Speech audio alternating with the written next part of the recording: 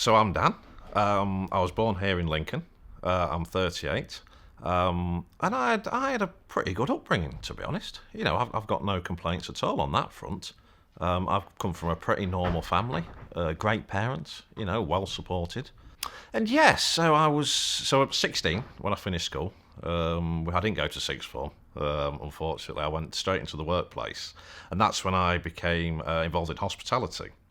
So I was a pot washer at the age of 16. I became a chef at 18 years old. And yet it was a tough industry. It was a tough industry to work in. Very, very busy, very chaotic, a lot of pressure. And it was very much part of the culture, especially in them days, that alcohol was just rampant. Literally everybody drank. Everybody. But when you're 18, you don't think anything of it. I didn't consider myself to be any worse than any other drinker at that age. We'd finish work, we'd have a couple of drinks. And then as sort of time went on, I got more involved in the job. And I got higher and higher as a chef and worked my way up. And obviously with that comes more responsibility.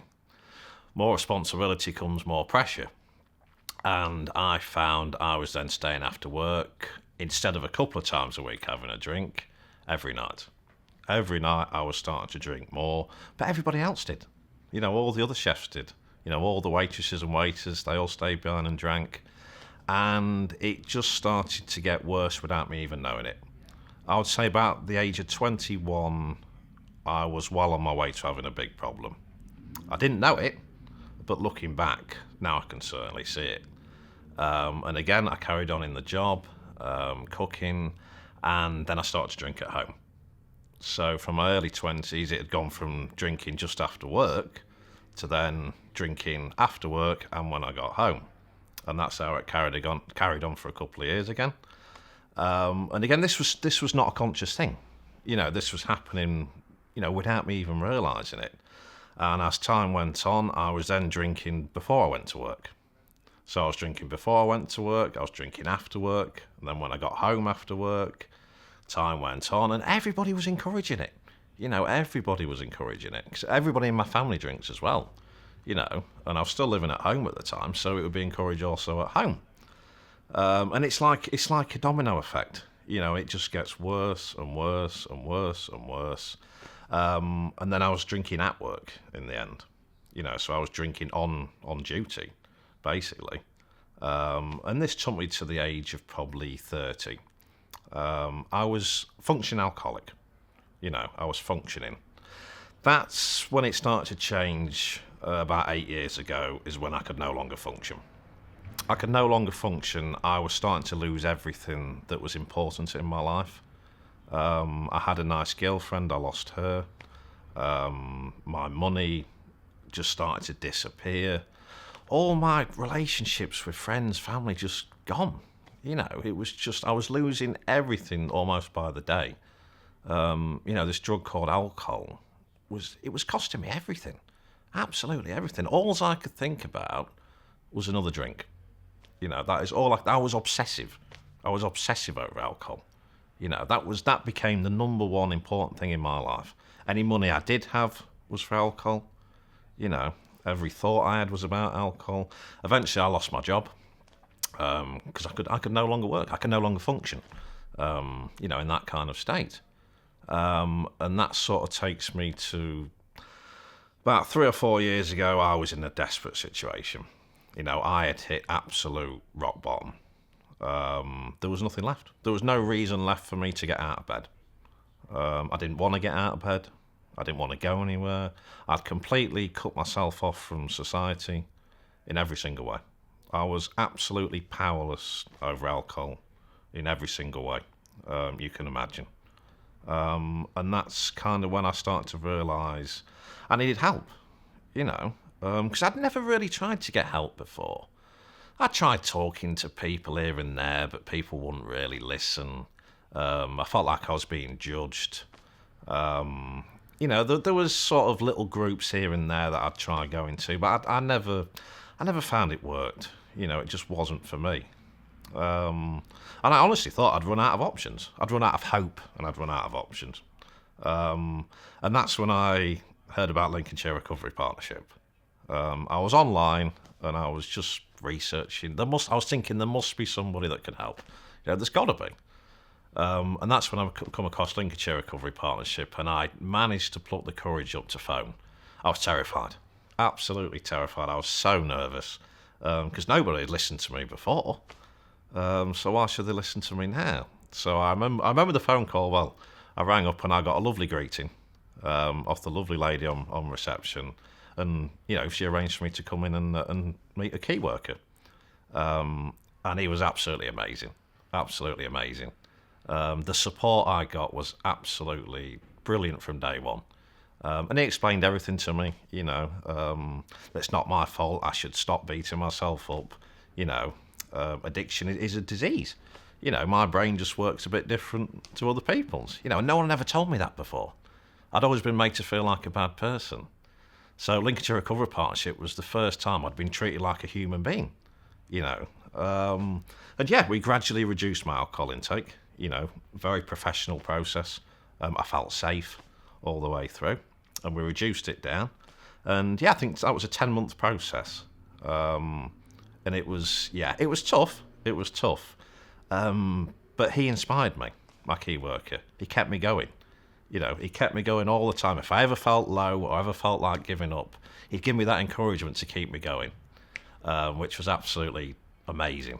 And yeah, eventually that, I was referred to the recovery team at Lincolnshire Recovery Partnership. And yeah, I remember going in, and again, welcomed with open arms. Brilliant support. They explained about all the groups that I could attend, peer support groups within the service to be, alongside like-minded people. And I could just call in and have a coffee, which I thought that was brilliant. Something as simple as that. I could call in if I was in town, and even if I didn't want to go to a group, just have a coffee and just chat to people, and share experiences. And so I was a service user, I think it was for a year, and then I heard about this thing called the peer mentor course. And I didn't really know much about it, but it was all explained to me. And it's an 8-week course, and I was encouraged to do it. I was a bit nervous. I thought, oh, is this too soon? But no, I got real good support. So we did the 8-week course, and I was taught about stuff I never knew anything about. Things like boundaries and things like that. More sort of technical bits. Of Lincolnshire Recovery Partnership, and it was brilliant. It was absolutely amazing. And that's the first bit of education I'd actually had since I was at school, which was fantastic. So I completed the 8-week peer mentor course, and then became a peer mentor volunteer. So it was like responsibility then, which was just, it felt great for me just to give back to this service, which had helped me. So yeah, I was volunteer for 3 or 4 months. So I'd be opening the door, teas and coffees, meeting and greeting, things like that. And yeah, just sharing my experience, with like-minded people. And I thought that's where it would probably end for me, to be honest. I thought, I'll just carry on doing that. But then this Recovery Connector job become available. I was like, oh, wow, am I ready for it? Can I do it? But again, the support I got installed in me that I could do it, because I was growing all the time now as a person. And I felt like I was growing, thanks to the help. So I went for it. I went for the Recovery Connectors job.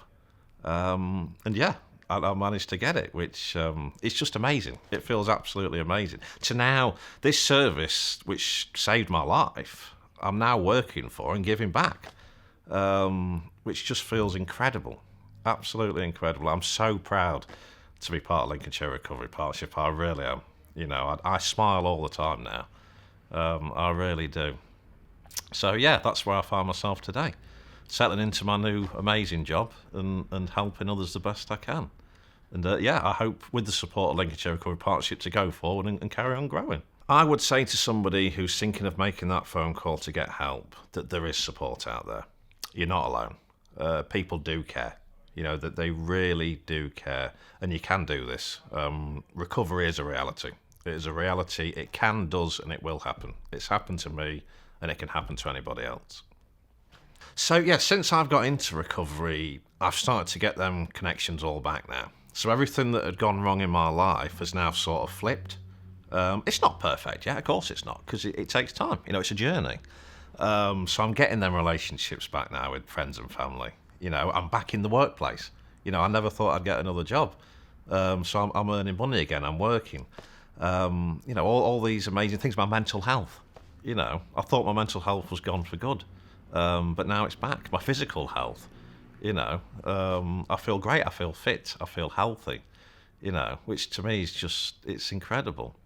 That's all I can think of for that. No, that's brilliant. Yeah. Is there anything else you would like to ask? So I was born here in Lincoln, and I was raised in a perfectly normal family. I got a wonderful sister, wonderful parents. I got good support.